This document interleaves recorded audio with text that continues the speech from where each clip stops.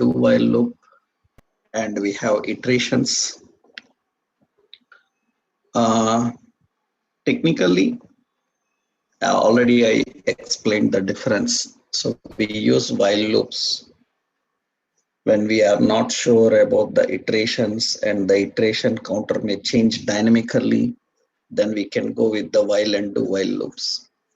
And the difference between while and do while is, so while executes the statements, executes only when condition is satisfied. Condition is satisfied. So, and do while will execute statements, executes once. So they will execute once. Statement will execute once even when the condition is not satisfied. So even when condition is not satisfied. So technically, when we are not sure about the iterations, we need to access and use them. Then we have to implement this while and do while. Already we learned for loops. So while and do while, syntactically how we define it. So suppose here I am configuring a simple syntax here. Yep. So while I will give you a task, you can try that, right? First, we will see how the syntactically defined. So generally, while how we configure I is equal to some 0. So while we define a condition I less than or equal to 10. So we increment the I value by 1 and we will print document.write the print I value. We print this I value. So that means we are testing the condition. So we are checking the condition, and if the condition is true, then it will start this and it will print this. So this set of statements will be executed continuously until the condition is true. So that means it starts and executes the statements until the condition is true. So if the condition is true, it will start. So we don't want to continue, so less than 10, then it will be up to 10, it will display that. Suppose if I value is 10 or I value is 11, that means if the condition is not satisfying, then it will not execute the statements. So the statements are executed only when the condition is true. So do while is also similar. So but the point is here in do, first it will execute the statements. So document.write, and it should print the value of I. It will execute the statements. After that, it will check the condition. So if I less than 10, then it should define this. That means in this situation, so it will execute the statement first, then we'll check the condition. So that means it is going to print the value. In that case, if the I value is 11, then still, so if I value is 11, if the condition is not satisfying, still it guarantees that the statement will execute at least once, and you can see that it executes at least once. We'll save this. It executes at least once. So that means, so when we are not sure about the iterations counter may change dynamically. If you are reading from a collection, that collection can change dynamically. So then you can go with while and do while. So if there is a constant collection, then you can use for loops. But generally, in JavaScript based environment, very few you see the change, because already I told you that in JavaScript array size also can be changed dynamically. So we don't prefer much looping statements while reading from array, or while reading from the objects. We always prefer working with iteration statements. So very less, so we will use these looping statements. Iteration statements are good. So because this is okay in different situations when you are dealing with the languages that don't support dynamic changes. But our JavaScript supports dynamically changing arrays and all. That's the reason. So better to use iterations. And where you are dealing with some contents which are not configured with iterations, then you can go with loops. Iteration means, already I told you, iterations are defined by using for in and for off. Iterations are defined by using for in and for off. What is difference between for in and for off? Remember, can you tell what is difference between for in and off? For in is used for for in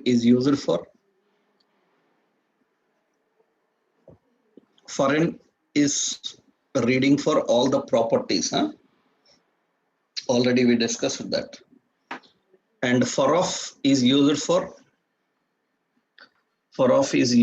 reading all the values. Yeah. So what is iteration means? Already I told you, if you remembered, in arrays concept, iterations will not have a condition, right? They will not have a initializer, they will not have a condition, they will not have a counter. Iteration will start automatically if there is some value to read, and it will stop if there are no more values to read. It doesn't require any condition. So the same previous example that we have designed,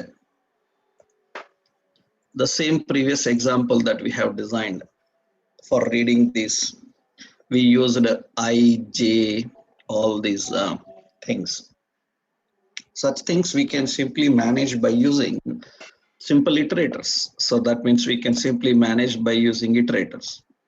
Suppose we have some a collection. So where some values is a collection.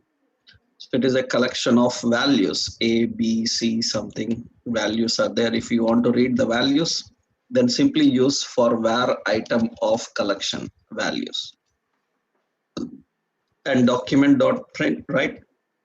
We need to print that item, and that's it.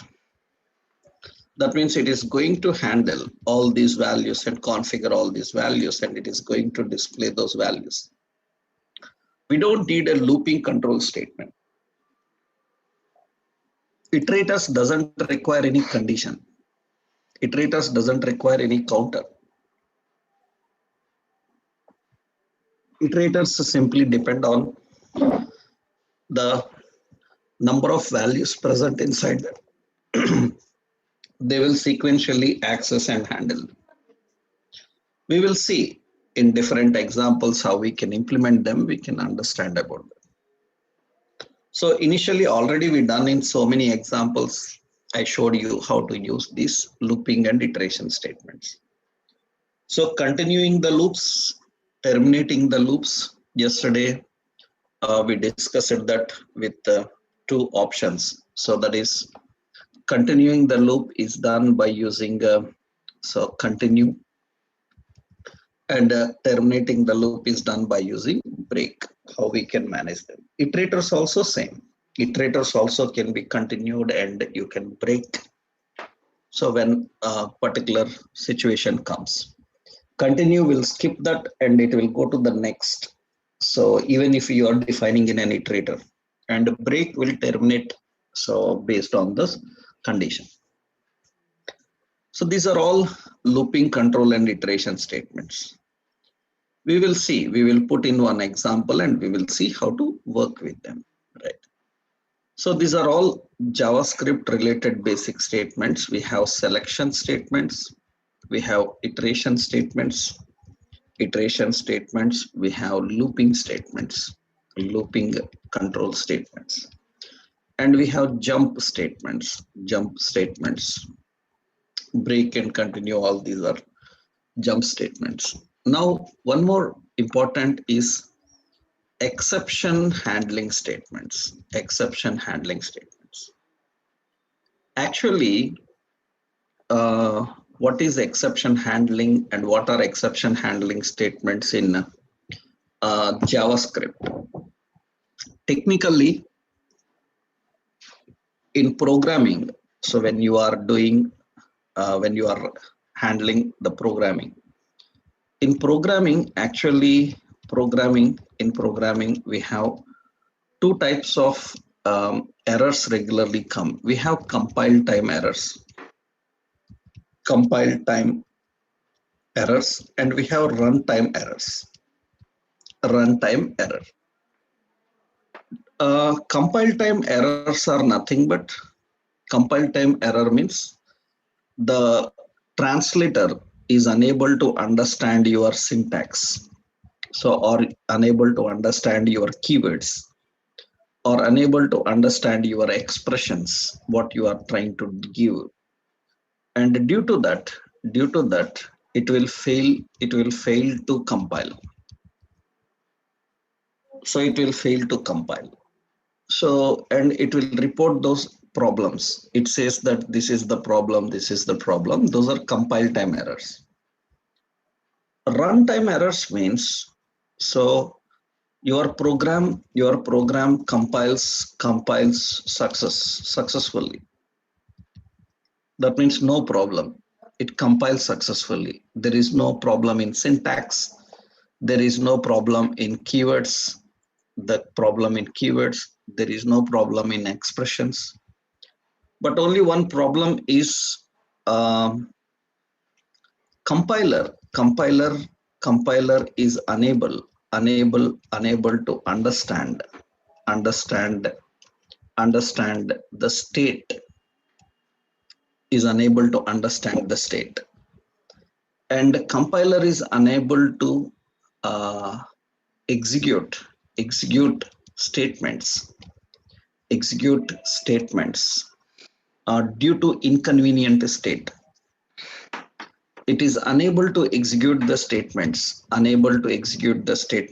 that you have given due to inconvenient state. Inconvenient state means that situation doesn't fits for it. Compiler fails to understand your interactions, unable to understand your interactions. That means you are trying something which is not understandable to compiler. It compiled successfully, but when you are using it, at the time when you are using it, then you will have some problems. For example, just one example is, suppose you are using mobile. Generally, when you are using mobile, so, or when you are using a PC, mobile or PC or laptop, so you see mobile hang up. That means due to some reasons, the mobile hang up. It's not responding. PC hangs up. It's not responding. You need to restart. If anybody asked you a question like why mobile so hang up, right? Why mobile hang up? Why it stopped suddenly? Then what will be your answer? Why it stopped suddenly? Or previously it was working fine. Suddenly, why it is stopped? Why it hang up? What do you say? Why mobile or PC hangs up? So that means, is it the problem? Yeah. The first point the first point is majority, you can say 99%, the problem is your side. 99% problem is your side. Don't blame on mobile, because you have given some 10-20 operations immediately, one after another, one after another, and that is not the capacity of mobile. Then obviously what happens, it seizes the tasks. Am I right?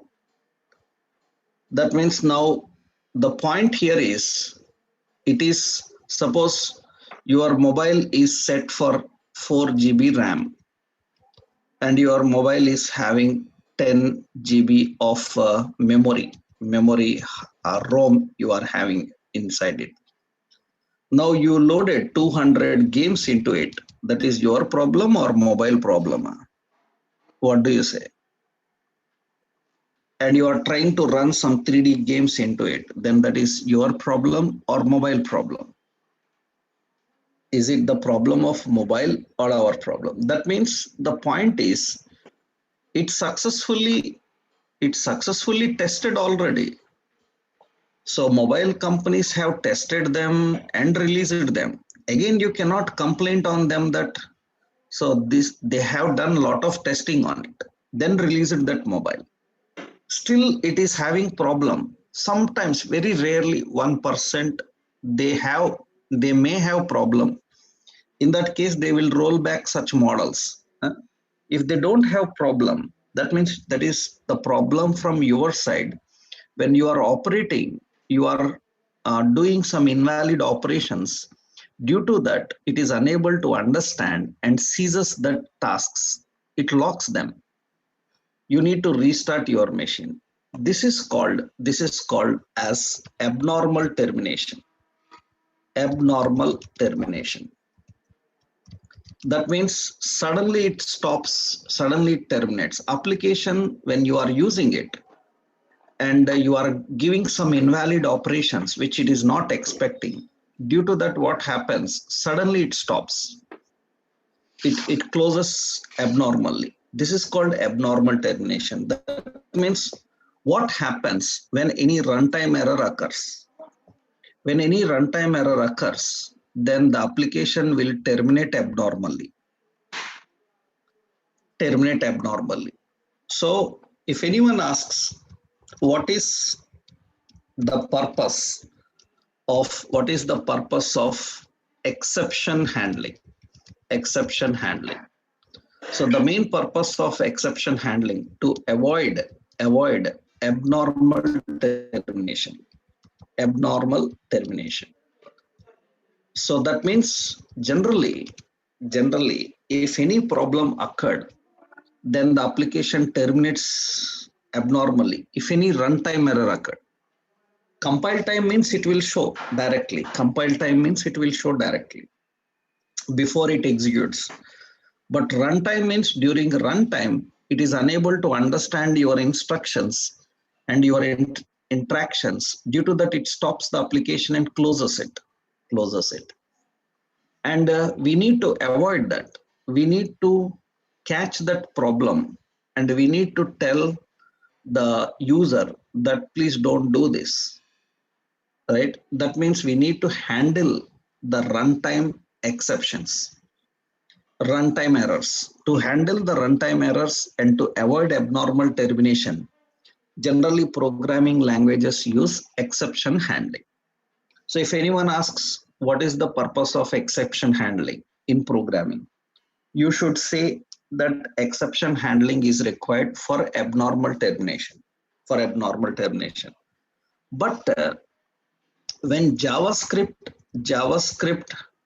is used with HTML. So exception handling. So doesn't matter for us. Exception handling not required, actually, not required. So that means as UI developers with JavaScript, when we are using, we always prefer error handling. we will not prefer exception handling. So exception handling doesn't have much sense in JavaScript based environment, especially with HTML. We don't use that at all. We don't use that much. We use that only in testing. Why? Because from so many days you are using JavaScript and you are designing examples. Have you ever faced till now any problem like suddenly the HTML page closed? So due to some errors in your JavaScript program, have you seen that? Have you seen that happening? Have you seen that happening? That means obviously you will never see that happening actually. Why? Because browser closes due to some other invalid operations, but not due to the problems in your JavaScript. So that means JavaScript error exception handling doesn't have much importance when integrated into HTML and used with HTML. It is having little bit importance only when we are testing. When we are testing application, we are writing JavaScript programs and we want to test them. In testing based environment, in testing, we use exception handling to catch them. But with HTML, we don't use them. We don't use them because they are worthless actually. That means they can't even tell us what the problem is. So that is why that is a very big issue with the JavaScript exception handling. So generally exception handling is good and great for programming. But for JavaScript, we don't care much. Why? Because I will show you. I will show you. Generally, to handle exceptions, we need exception handling statements. And what are the exception handling statements? Exception handling statements in JavaScript, we have try, we have catch, we have and throw, and we have finally. So I will show you the point here. Actually, suppose, so we are designing a simple option where x equal to 10, where y is equal to some 2. Okay, so so z is equal to x slash y, x divided by y. And document dot write, so here we are printing z is equal to, so the value of z. So here we have defined it. We configured it.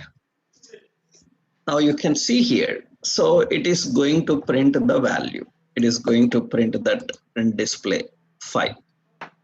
Now I am trying to divide by 0. Generally, you cannot divide anything by 0.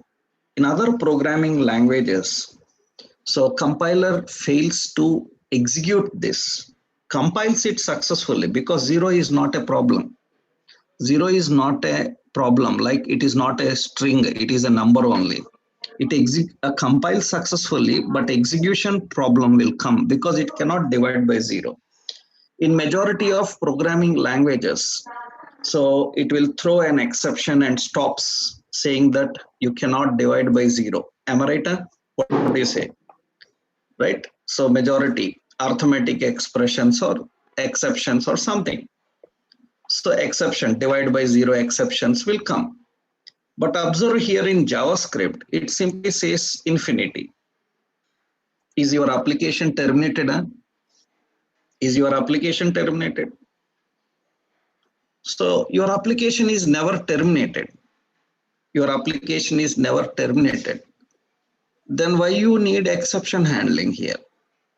You don't need any exception handling. Even if I use exception handling, it cannot catch those problems. Implicitly, it cannot do that. Explicitly, we have to do that. For example, how we write exceptions. So we have try. Actually, try is called. It is called monitoring block. Monitoring block. That means it contains the statements that need to be executed. That is monitoring block. It contains the statements to be executed. Catch is called handler block. Handler block. That means if any statement in the try block is failed to execute, this catch will pick up that problem and it will report that problem. It will report that problem. So, and finally, it comprises of statements to execute all times. That means it comprises of statements to execute all times. That means it is going to execute the statement all times. That means even when successful or failed, some statements to be executed every time. Like the memory allocated must be disposed even when the function successful or function failed. In that case, we will give that into finally. And throw is used to throw the exception explicitly. What problem is there? We can throw that exception explicitly. But observe here, actually, I'm asking to try these statements. I'm asking to try these statements. That means I'm writing like this here. I keep a try block, try.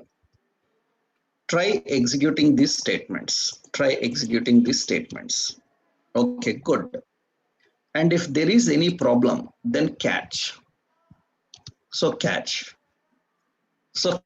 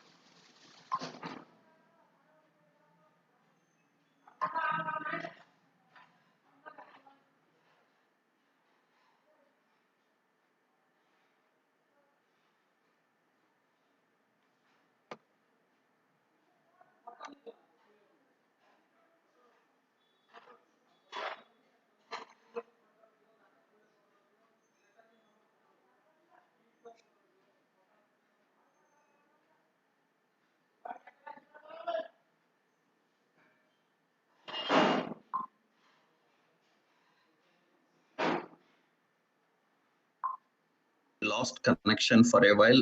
Is my voice clear? Is it clear to everyone? Right? Just got disconnected, right? Fine. Fine. Okay, let's see here. So let's continue this here. Now the problem here is what you can see, the issue here is you can see that here. So we have the catch.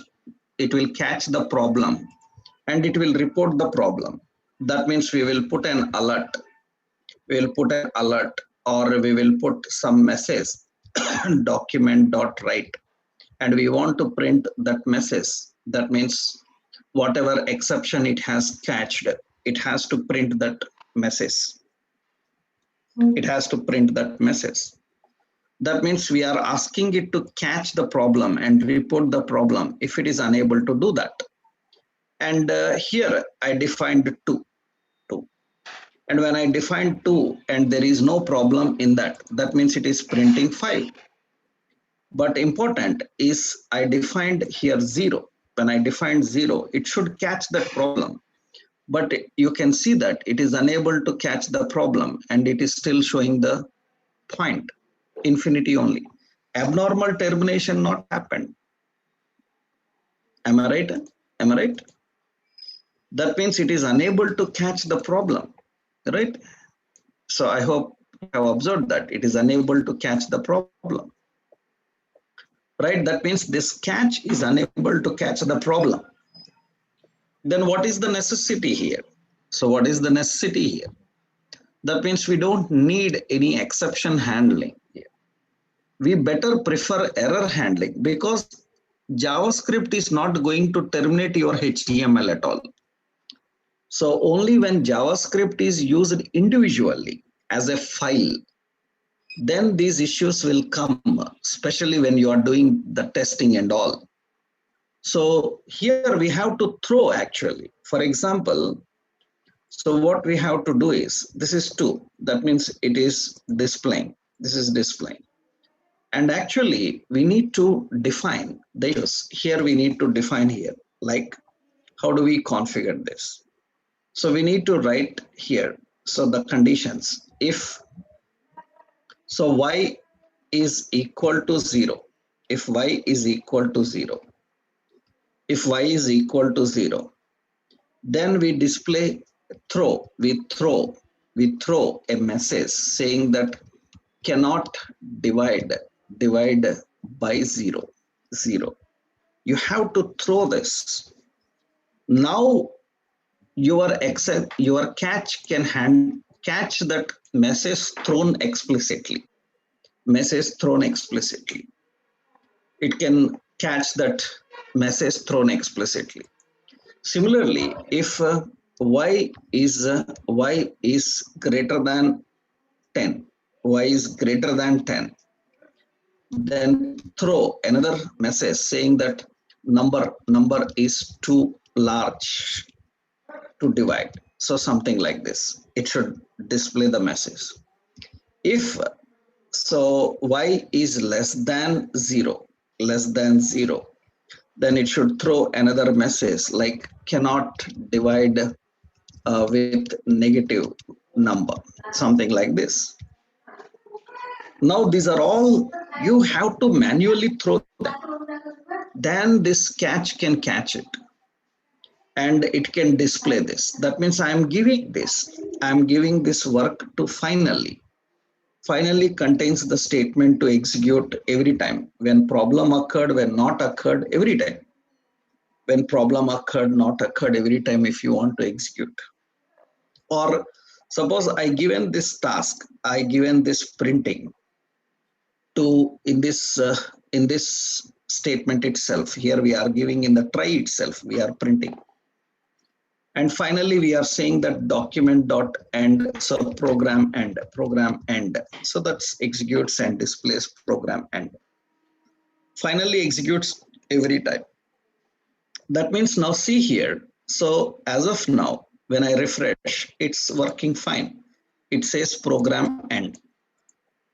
Because after displaying every message, the program is end. That means after displaying this result, then the program is end. That means program end executes every time. That is finally. If there is a problem here, if I am using 0, now you can see that it throws that and it can catch that. It throws and it can catch that. So for every statement, I will use a break here. For every statement, I will use a break here to display the program end. Now you can see that. It is handling that. Cannot divide by 0. Suppose I given this number as 20, then it will throw another exception. Number is too large to divide. And if I given here as -2, then it says that you cannot divide by negative number. If I give a proper value here, so which is possible, then it is able to do that. That means it is able to do that.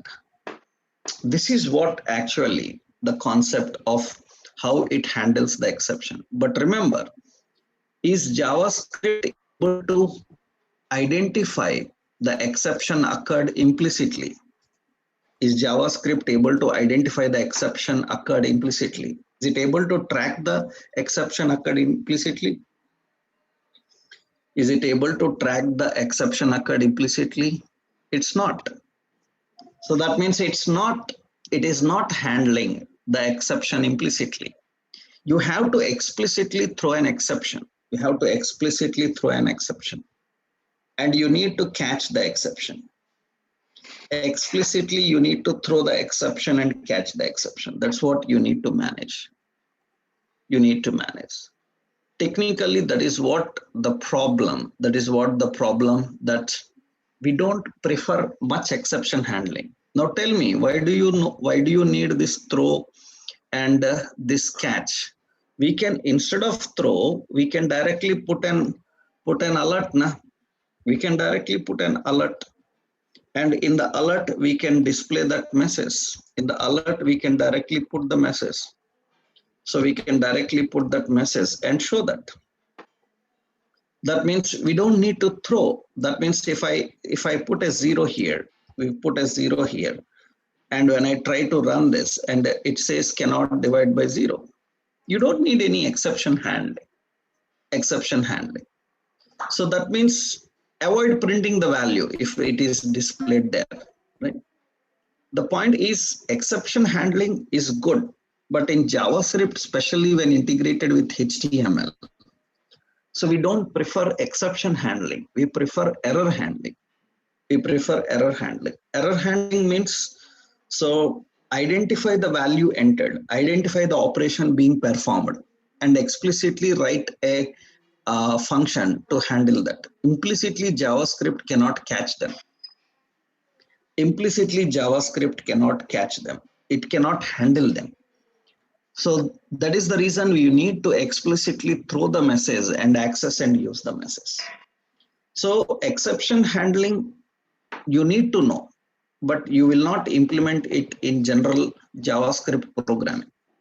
So until or unless you are designing a separate JavaScript file, and in that JavaScript file you are writing the functions and you are testing according to the client requirements, and it is throwing some issues, then you are catching them and reporting them, right? But when you are integrating into HTML, it doesn't matter for HTML. HTML will not allow JavaScript to terminate the page abnormally even when the problem occurred. It will simply give you the message undefined, null, infinities.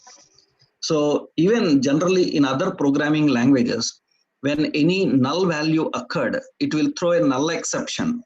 Am I right? It will throw a null exception. Am I right? I hope if you know several languages, you might have observed that it throws a null exception, right? But here it will not do that. It will not do that because it handles that by using a null type. It will not use any null exception. It will handle that by using null type and just display the null. So exception handling statements are there, but we generally use them only in testing based environment. At the end, when we discuss about testing, I will show you how they are used also. How testing is done, I will show you. So, but we should know that how we can write the exception handling statements. So we have try, we have cat, we have throw, and we have final. So try is the monitoring block, contains the statements to execute, and throw will throw the exception. Throw will throw the exception if the condition is not satisfying. Catch will catch that exception and it will report that exception. And finally contains the statement to execute every time. So that means when the condition satisfied, condition not satisfied. So it is going to execute the statements every time. That's what actually the exception handling statements are. Exception handling statements. So in JavaScript, these are all different types of statements. So we have selection statements, we have looping statements, we have iteration statements, we have jump statements, and we have exception handling statements. Exception handling statements. These are the built-in statements. How do we work and use them? So you have seen JavaScript variables, data types, operators, expressions, and statements. So JavaScript related all these things you have seen. Now, after understanding this, we need to know about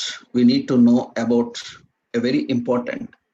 So JavaScript built-in objects. So built-in objects, JavaScript built-in objects. JavaScript built-in objects. So there are different types, categories actually, different categories. Built-in objects are ready-made. So the JavaScript built-in objects, two objects we already learned. We have a date object. We learned how to use the date object to handle the dates. Another, we have a string object. Already we learned about string object also, how to handle the string handling, string manipulation functions. We discussed about that. JavaScript array object is there. This also we have learned. Three we have learned. Like how do we create, configure and work with the array. These are all built-in objects actually, JavaScript built-in objects. And one more JavaScript built-in object is we have a math object. Math object. Technically, the math object provides set of properties and methods. So the set of properties and methods, so which are used to handle mathematical operations. It provides a set of properties and methods that are used to handle the mathematical operations, technically to handle the mathematical operations. Generally, math object have predefined functions which are used to handle mathematical operations. So many mathematical operations, math options are available. Like, so math object will provide options like, so pi, so it will return the pi value. So it defines like pow, so the power value. Math dot round, it rounds the value. So math dot random, so it returns a random number. So we have math dot min, it returns the minimum number. Math dot max, it will return the maximum number. So math dot average, so it will return the average value. So math dot sine, so sine, math dot cos, cosine, right? So many options are there, math dot tan, like this. These are all mathematical functions which are used to handle various mathematical operations. I already told you why we need mathematical operations, how do we use mathematical operations. I showed you, so in one EMI example, I asked you to try, right? Technically, so the point is, the concept here is, these math objects are very much required and used in various situations to handle them. For example, let's see how we can use this math object. Means different operators are there, different options are there, but it reduces the effort in handling the issues. So for example, if I want to find out the minimum of all the numbers, then instead of writing a logic, we can just use a math object which can find that. Average of numbers, it can find that. So it has several mathematical functions. We have like math.sqrt, it finds the square root. All these are mathematical related options. We can see how we can use this. So many are there. You will see that math have an floor option. So you will have that math have an seal option, right? So many options are there. So how we can handle this? Why they are used? What are the mathematical objects? Let's see one simple example. Suppose we are designing. So we are designing a document here. So let's create a document in the head section. So title, so math, okay. And we have a script, okay. And we have the body. So in the body, we are in a login. So user login. Okay, then here I defined a data list with a data term, username. And here data definition as some text box. Input type is equal to text. Fine. Another data term is password. So that is input type is equal to password. Okay. And here another data term, so that is some verify code. And data definition, here I given an ID as, so code is the ID, so that is just empty.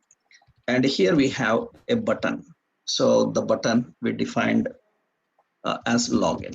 Okay, and here I will better put here a span, so better we will put a span, so that ID will be code. That is the code configured there and displayed here. Okay, now usually, so what happens is technically, okay, save this, fine. So this is the design, this is the design. And in this login page, what we want is, we want a random code to come here. So verify code, a random code should come there. A random code should display that. So how we can generate a random code, how we can configure and generate a random code, how we can create one random number to be generated. Logically, it is very difficult to do that. So we have predefined functions which can manage them. So for example, see here, I am linking relation is equal to style sheet and the href is equal to, so node modules. So we will get fonts, fonts in that fonts css all.css. Okay, that's enough initially. Now here, what we are configuring is in the design. Let's see. So we are writing a script. So we are writing a function. So generate code is the function. This generate code function, we are declaring the variable a is equal to math.random. Random is a mathematical function which generates a random number. But usually the random number generated by this math function will be, so a fraction like, so 0.76. It will generate the number like this. But we want a integer value. Then we will multiply by 10. Right? Similarly, I will have so 5, 6 different numbers here.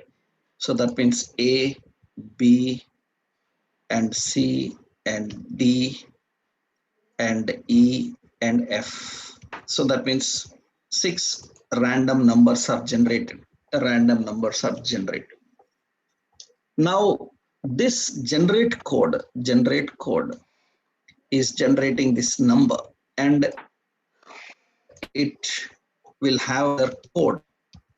In the code, we will combine all these random numbers with the space I am giving. That means we are printing the value. But sometimes what happens is, even you multiply with 10, then it will get you a fraction value like 1.9. Then I need to round it to 2. I don't want like 1.9. In that case, we will use here math dot another function round that a value. So it will round the a value. That means it will round the a value, and it will print that. Okay, space. So it will round the b value and print it, and it will round the c value and print it. It will round the d value and print it. So e value and print it, and f value and print it.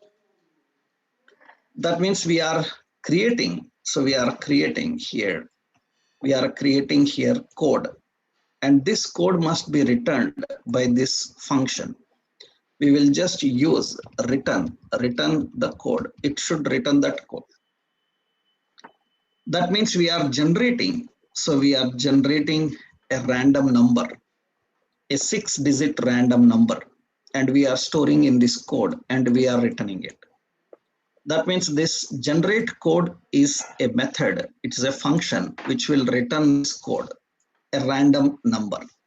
And see, we just used those random numbers separated with space, just one space with all those numbers. Now when body loads, so body onload, body load.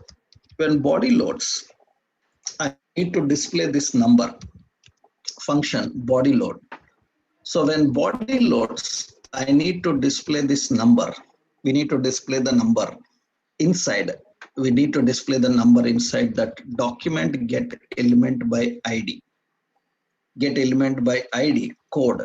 Code is that span and dot inner HTML. I want to display the generate code. Generate code is returning a number.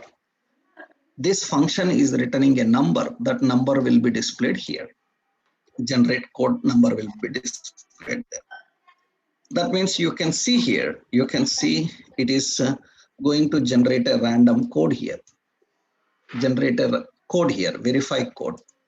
Just beside this, so I will put here a span. I will put here a span, or we put a button here. So button here, and here we will keep the button. So with a span here, yeah, span class as FA async here. Sync or say, so refresh defined. And that symbol is not there. So we will use some synchronize, right? Async is there, async metric. That's also not there. So let's see, is there any, because all are premium actually, that means paid sources. So then font awesome. In the font awesome, we will search for async, right? So that means, is there any synchronous refresh icons here? So refresh related any icon is are displayed, because some are premium. Okay, sync is there, sync. Okay, so it is having sync. Okay, sync, fine. Now you can see that. So this is the button. So we have a sync button defined here. Sync button is defined here. And when I click on that button, so that means on click of this button, new code should be generated. Then what we will do is simply we will write a function. So new code function should call body load again. That means it will load again. That means the new code will be generated and displayed again. And you can see that now. So when I click on refresh here, you can see that every time it gets a new code, and it will get the new code and display the code. That means a random code is generated here. A random code is generated here. That means every time a random code is generated and displayed here. I click on that button and it will generate a random code. So this kind of manipulations related to any mathematical operations and all that are done by using the math object. So we have used one math object here. So with the functions, I asked you EMI example. In EMI example, you can use this math with power, instead of writing a lengthy mathematical operation actually. So as of now here, the point is, in this example, we have used a random number to generate math random to round the value and display the value we are using round. So, and we are handling this. So mathematical functions are very much required to handle various situations, to handle various interactions and situations. So that is one important basic thing you need to know while dealing with the built-in objects. This is a math object. So these are all built-in objects. We have a date object, string object, array object, and math object. How do we use these built-in objects? Now in JavaScript, so we have JavaScript browser objects. Browser objects. These are very important for developers. Browser objects, like we have a window object, we have a document object, we have history object, we have navigator objects, navigator object. So these are JavaScript browser objects. These are very important. Location object. These are very important for developers. So these are very much used in handling a lot of client-side interactions, and we need to know these objects, how to deal with them. These are very major points. In interviews also, a lot of questions are asked on these objects and how to deal with them. Already we know document object, because get element by ID, get element by name, tar, everything, append child, and all these are document related functions only. Now we need to know what is a window, what is history, navigator, and location, how to deal with these objects dynamically.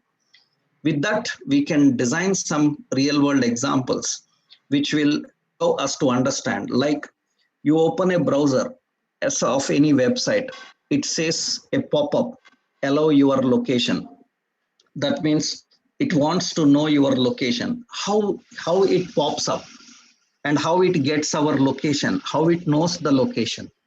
So these all the things, for example, whether cookies enabled on your browser or not, whether we can watch videos on the browser or not, which browser we are using, all such information we have to get and handle them. That is very important for a developer who are working with client-side environments. And they are all done by using these objects. And how to use these browser objects and work with them, that we will see in our next session, right? Tomorrow we will see that. So tomorrow we will see how do we work with the browser objects, and don't miss this topic, because these are very important in real world development process and you need to have perfection on that, right? Tomorrow we will continue with this, okay?